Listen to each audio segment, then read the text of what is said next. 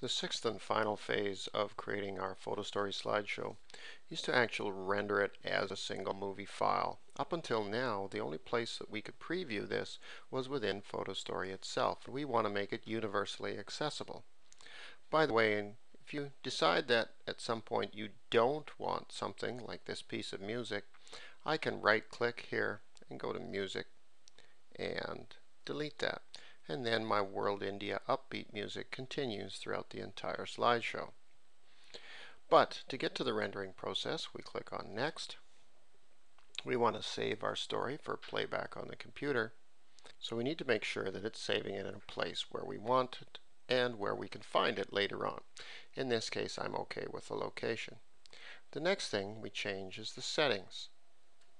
If we're going to play this back on the computer, we're going to pick the highest quality for computers, and that's number 4 here, 1024 by 768. However, if you were going to send this by email or post it on a website or doing something like that, you'd choose a smaller size, something like 320 by 240. I'm going to click OK. And our final step is just to click Next, and our movie is rendered. Now, depending on the number of pictures you have and the complexity of the music and sound, your video could take quite a while to generate. In my case, it took over 10 minutes.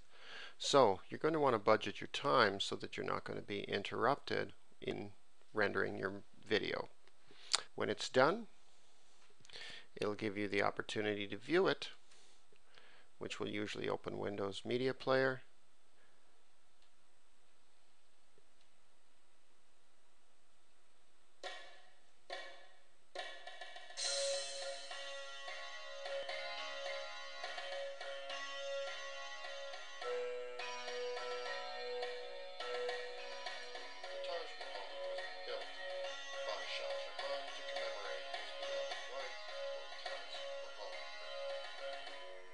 And that's how we create a sophisticated slideshow within Photostory.